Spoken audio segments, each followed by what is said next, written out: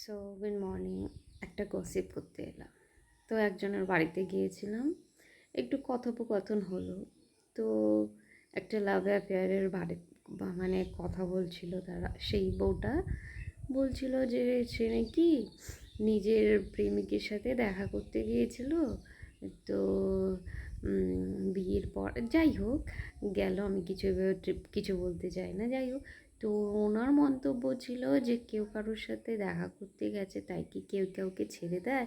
তাদের মধ্যে যদি তেমন কিছু না হয়, আজকাল তো কেউ কাউকে ছাড়ে না। এটা ভুল কথা।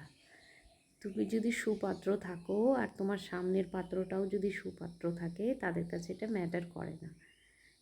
তাহলে তো রাবণের কাছেও সীতা গিয়েছিল, তার মানে কি রাবণ তার সাথে কোনো রকম কোনো বাজে ব্যবহার করেছে?